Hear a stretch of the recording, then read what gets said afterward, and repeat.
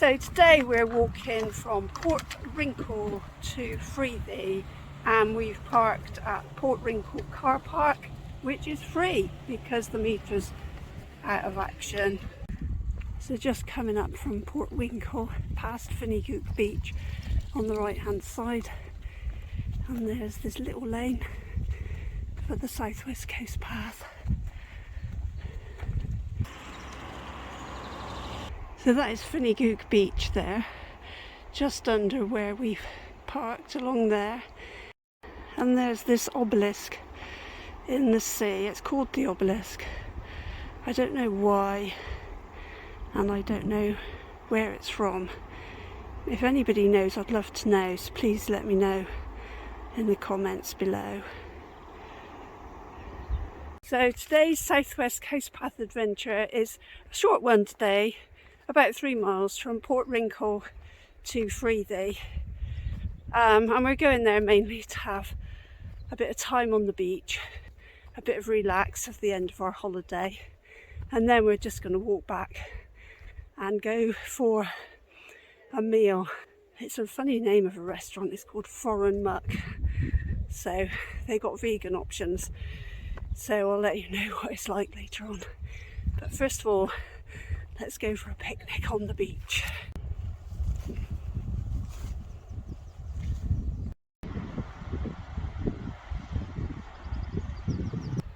We're coming up to Tregantle Fort, and we can hear they're doing firing practice. The red flags are out, so there will be a path soon to take us up to the road, and so we'll have to go via the road for a bit and then back down onto the Southwest Coast Path. I don't know if you can see the red flag flying there, but that means that they are doing firing practice, so it won't be safe to walk along that part of the path.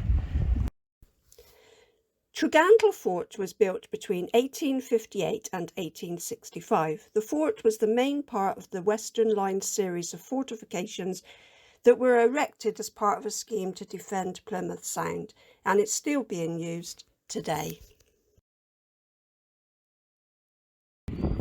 We haven't seen a sign as yet, but the red flags are right there, so instead of going down there and up towards the red flags, we're going to go straight on this bit of path here until we get to the road. So we've just come through this gate here, and that road does look quite lethal to walk along, to be honest, so we're thinking of trying to walk along the inside of the field as long as possible to get past Tregantle Fort. We're in a bit of a dilemma as to whether to go through this gate and along the narrow road, or whether to go down to the other corner, because it seems safer to walk inside the field, because as you can see, that actually says road narrows, and it's narrow enough as it is. We're gonna walk down the field by the looks of it. Paul has already started, and if we got to walk back, we got to walk back. Successful mission. We've actually found the gate and the acorn, so we don't actually have to walk along the road. There is this other little path that does look quite overgrown, to be honest, but it's better than walking on the road, and it's not in the firing line, so we've got to keep out of there. But as long as we're walking along here, we're alright. Somebody just said a little bit overgrown. A little bit overgrown. I think that's what's happened is I looked it up on the website, there wasn't any firing in May, so probably this part of the path wasn't used for a month, and now started firing again, and so the diversion is set up, but it is really difficult. And now the footpath looks like this, all nice and smooth. This is easier to walk on. Looking across to Plymouth.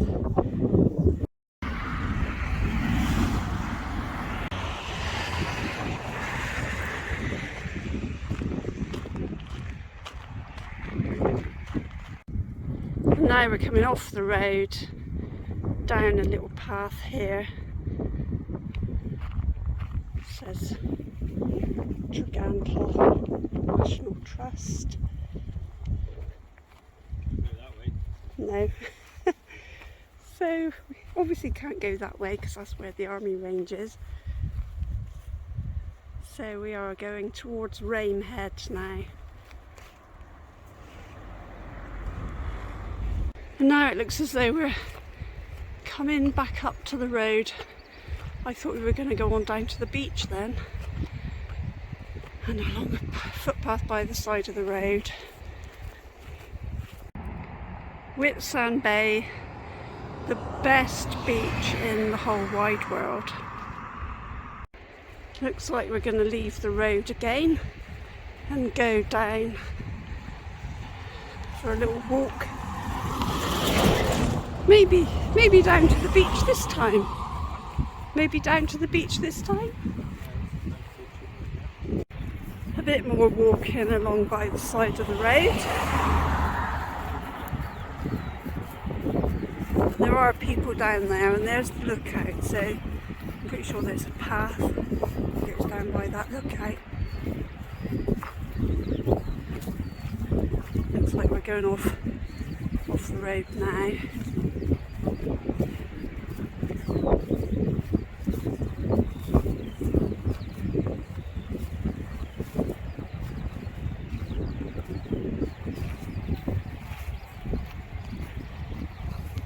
Bit more along the road.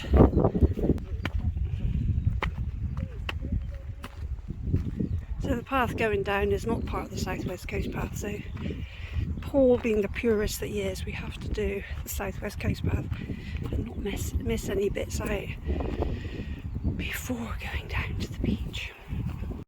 Looks like we're going back out onto the road again.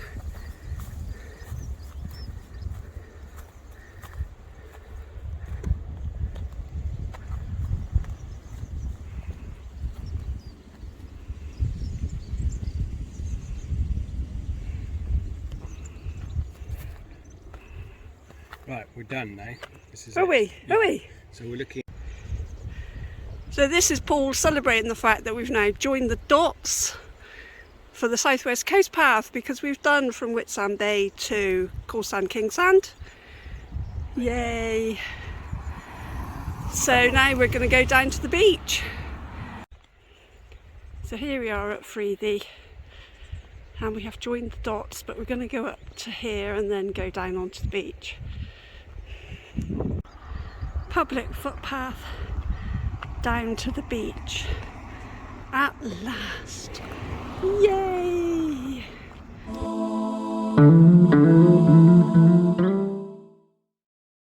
Oh, even the sand feels cold.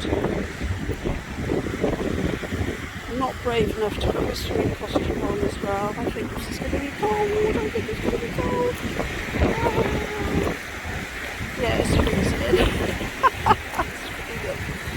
I'm not putting my swimming costume on as well. Oh, it's so nice to be in the sea.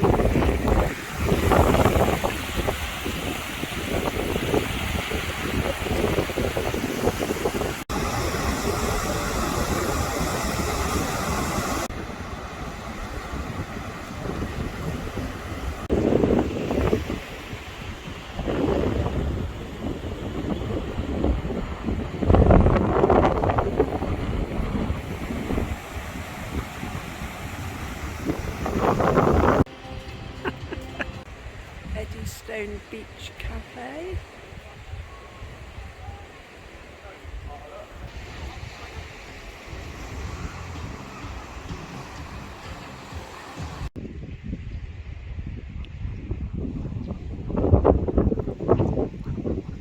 So walking back to Portwrinkle, the red flags are down, so we're going to walk more along the coast now.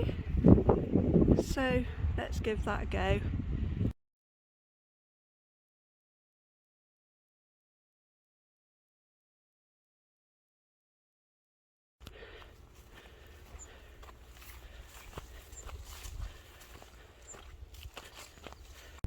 So we've just gone through the MOD firing range, and obviously I didn't want to video any of that, and now The way out is in a field of bullocks, and as you know from previous videos, I'm not a fan.